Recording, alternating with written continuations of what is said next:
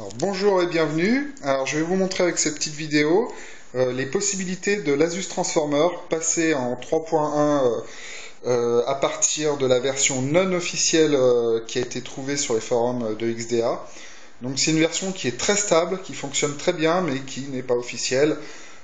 Donc qui est censée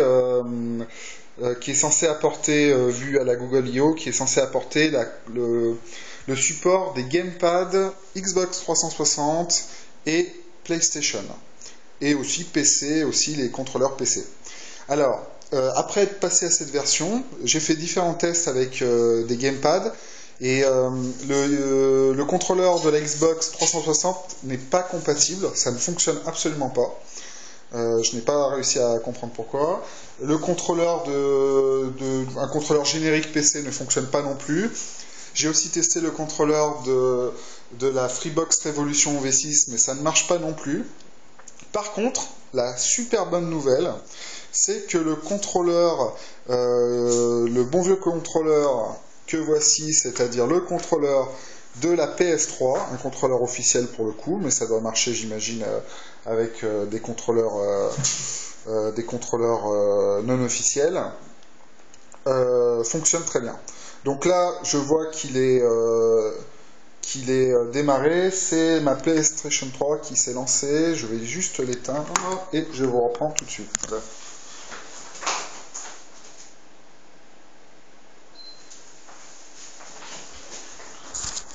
Voilà.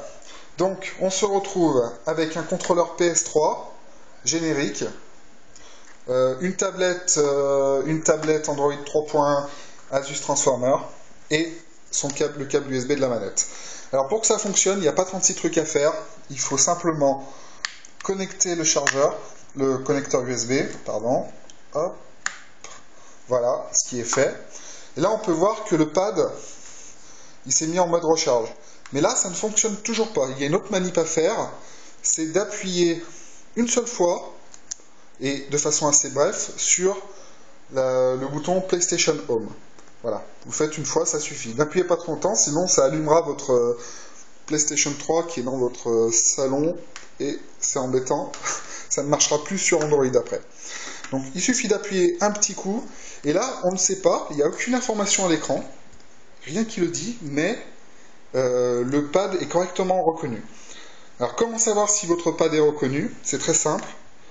Il vous suffit d'appuyer sur les joysticks et Android reconnaît parfaitement le contrôleur de la PS3.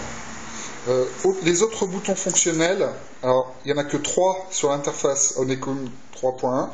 C'est le bouton Start qui permet de revenir à l'écran d'accueil et le bouton Select qui correspond à un bouton Retour. Bon là, le retour ne fonctionne pas parce que je suis déjà sur la page d'accueil. Tous les autres boutons ne sont pas fonctionnels. Voilà. Alors, qu'est-ce qu'on peut faire d'autre avec cette super manette? Qu'est-ce qu'on peut faire d'autre? On va voir les... alors, si, voilà, je viens d'appuyer à nouveau sur le bouton Home, ça m'a ouvert le navigateur.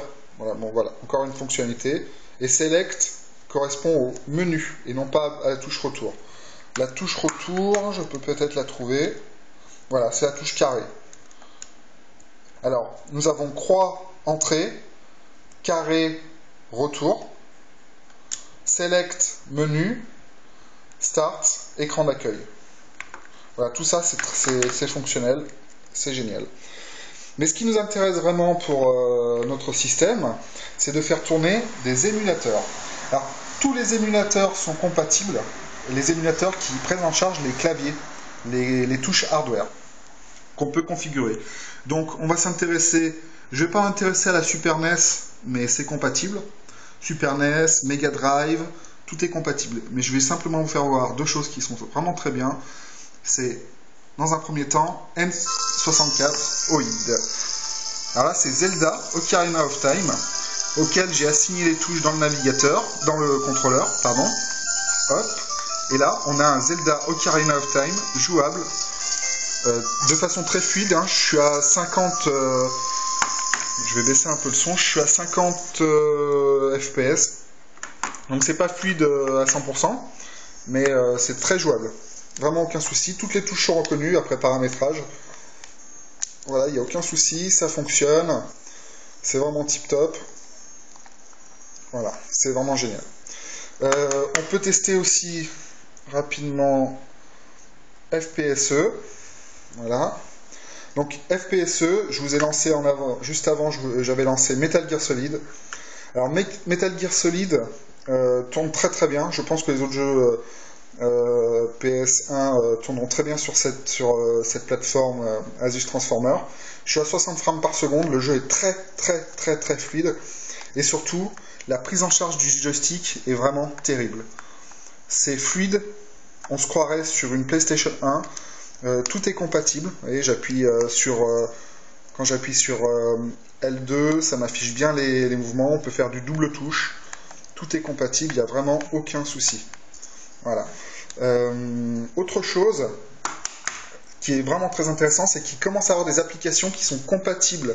Donc des applications Android 3.1 qui sont compatibles. Et même antérieures à 3.1. En fait, toutes les applications qui prennent en charge des commandes basiques comme espace, qui correspond à triangle, je crois, droite, gauche, échappe, sont reconnues automatiquement par le joystick natif. D'autres applications comme, je vais vous sortir Cordy, voilà, Cordy qui est un petit jeu de plateforme fort sympathique.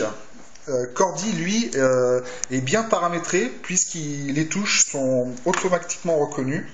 Donc on peut aller à gauche, à droite, sauter, faire pause dans le jeu. Bon, c'est pas un jeu où il y a beaucoup de touches, mais ça a le mérite d'être compatible. Je vous invite à faire des tests avec d'autres applications, puisque j'en ai pas repéré d'autres encore, mais il doit en avoir. On va juste faire le petit test sur Cordy pour voir que tout est fonctionnel. Donc, voilà, ça fonctionne très bien. Alors l'avantage pour ceux qui diront oui, mais c'est une tablette, ça se joue en tactile. Le gros avantage de... Voilà, tout fonctionne, hein, le personnage saute, c'est rentable. Le gros avantage, c'est bien sûr de le connecter en HDMI sur une télé et d'avoir une console. Entre l'émulation et des nouveaux jeux comme ça, Terga 2, on a vraiment une console vraiment géniale. Bon, c'est encore à fil, mais vous pouvez adapter un gamepad Bluetooth au pire, mais pour ceux qui ont une PlayStation 3 ou une PlayStation 2, ça doit fonctionner aussi. Vous avez déjà une manette et vous pouvez jouer aux émulateurs soit sur l'écran, soit sur la télé. C'est une très bonne évolution d'Android que nous apporte Google. Voilà, merci pour avoir visionné la vidéo.